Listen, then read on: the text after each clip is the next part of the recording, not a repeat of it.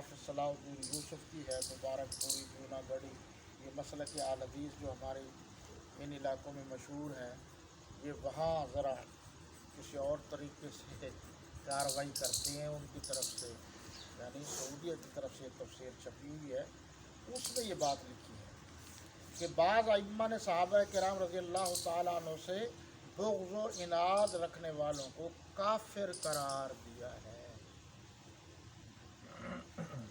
یہ علیحدہ بات ہے، آج کل یہ ڈر کے مارے کھلے عام نہیں کرتے۔ علاوہ ازیں اس فرقہ ضالہ مانا گمراہ فرقہ کہ دیگر عقائد بھی ان کے کفر پر ہی دال ہیں، دلالت کرتے ہیں۔ آگے جا کر لکھتا ہے اس پوری آیت کا ایک ایک جز صحابہ کرام کی عظمت و فضیلت، اخروی مغفرت اور اجر عظیم کو واضح کر رہا ہے۔ اس کے بعد بھی صحابہ کرام کے ایمان میں شک کرنے والا مسلمان ہونے کا دعویٰ کرے تو اسے کیوں کر دعویٰ مسلمانی میں سچا سمجھا جا سکتا ہے؟ یعنی جھوٹ بول رہا ہے، وہ مسلمان نہیں ہے۔ اور میرے پاس اسی طرح مولانا غلام اللہ خان، شیخ القرآن مولانا غلام اللہ خان رحمۃ اللہ تعالی علیہ کی تفسیر ہے جواہر القرآن، 3 جلدوں میں، یہ آخری جلد ہے، اس میں بھی انہوں نے یہ بات لکھی ہے۔ لفظ تو بڑے عجیب ہیں۔ ان آیتوں میں اللہ تعالیٰ نے صحابہ کرام کی بڑی فضیلت بیان فرمائی، بڑی۔ جس شخص کے دل میں کسی صحابی کے بارے میں، لفظ کسی پر بھی غور کریں گے تو فلاں فلاں فلاں یوں تھا، یہ لوگوں کی بنائی ہوئی باتیں ہیں، کسی صحابی کے بارے میں ذرہ بھر بغض ہوگا، لیغیظ بہم الکفار کا مصداق ٹھہرے گا۔ آگے چل کر مولانا غلام اللہ خان رحمۃ اللہ تعالی علیہ لکھ رہے ہیں تمام صحابہ عدول و ثقافت ہیں، عدول و ثقات ہیں، یعنی منصف مزاج ہیں، عادل ہیں، ان کی دیانت و امانت شک و شبہ سے بالا ہے، ان کی دیانت و امانت۔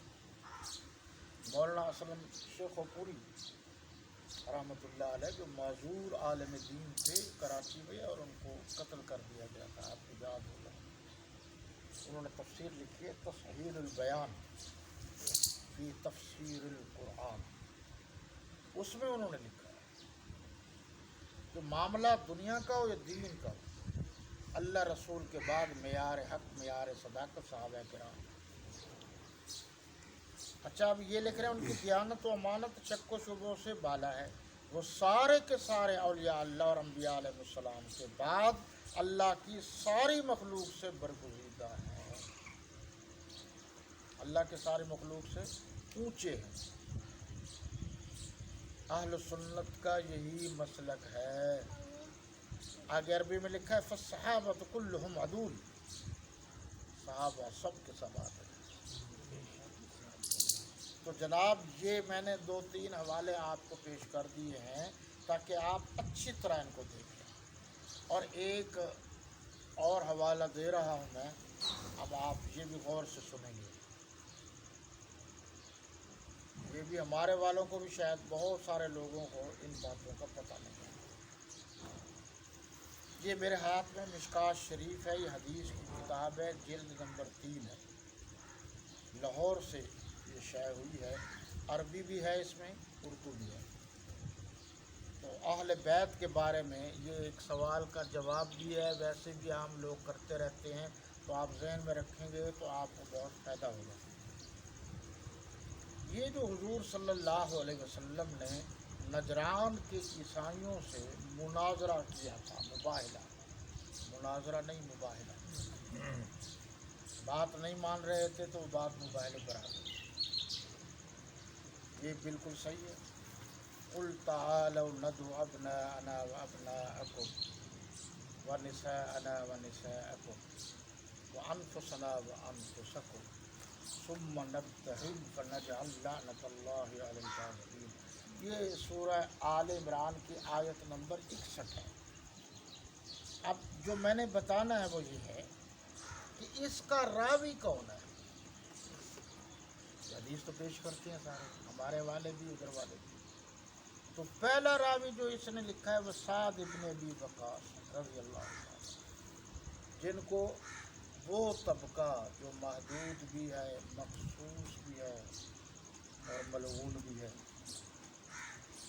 وہ روایت تو بیان کرتا ہے لیکن جو روایت کرنے والا ہے اس کو نہیں مانتا. روایت کرنے والے حضرت سعد ابن ابی وقاص رضی اللہ عنہ. دوسری روایت، یہی روایت جو آپ نے اکثر سنی ہوگی، وہ کہتے ہیں حضور صلی اللہ علیہ وسلم صبح کے وقت اٹھے، باہر نکلے، آپ پر سیاہ منقش بالوں کی چادر تھی. آپ نے حضرت حسن کو بلایا، اس میں داخل کر لیا. پھر حضرت حسین کو بلایا، اس میں داخل کر لیا. پھر بی بی فاطمہ کو بلایا، اس میں داخل کر لیا. پھر حضرت علی کو بلایا، ان میں داخل کر لیا. یہ ذہن میں رکھیے کہ یہ بالتفصیل وہ چکر دیتے. یہ بات تو طے ہے نا کہ حضرت بی بی فاطمہ رضی اللہ تعالی عنہا کو بلایا، لیکن جو جھوٹ ہے وہ یہ ہے، وہ کہتے ہیں کہ باقی حضور کی بیٹیاں ہوتی تو ان کو نہ بلاتے، جبکہ حضور صلی اللہ علیہ وسلم کی بیٹیاں تو اس دنیا سے جا چکی تھیں. 3 بیٹیاں، سیدہ زینب 8 ہجری میں فوت ہوئی، سیدہ رقیہ 2 ہجری میں فوت ہوئی، اور سیدہ ام کلثوم 9 ہجری میں فوت ہوئی. بی بی سیدہ فاطمہ الزہرا 3 رمضان المبارک 11 ہجری میں فوت ہوئی. یہ زندہ تھی. اور یہ واقعہ نجران کہہ لیجیے آپ، آیت مباہلہ جسے کہتے ہیں، یہ 10 ہجری میں ہے. تو وہ تو تھی ہی نہیں. ایک بات تو یہ ہے، لیکن میں یہ دوسری طرف بات کر رہا ہوں، وہ بات نہیں کر رہا. اس حدیث کے راوی کون؟ اللہم ہؤلاء اہل بیتی. حضور صلی اللہ علیہ وسلم نے اپنی چادر میں ساروں کو لے آئے اور فرمایا کہ یہ اہل بیت ہیں. اس پر میں اہل بیت پر پھر کبھی عرض کروں گا، بہت پہلے عرض بھی کیا تھا. اہل بیت سے مراد حضور کے گھر والے، سادہ معنی حضور کے گھر والے، اہل السیر، اہل اللہ، اہل التفسیر، اہل علاقہ، علاقے والے، اہل بیت گھر والے. تو اس حدیث کی جو راویہ ہیں یہ فضیلت والی دلیل کی دیتے ہیں. ظلم یہ ہے کہ اس حدیث کی روایت کرنے والی خاتون کا نام نہیں لیا جاتا، وہ ام المومنین سیدہ عائشہ رضی اللہ تعالی عنہا ہیں.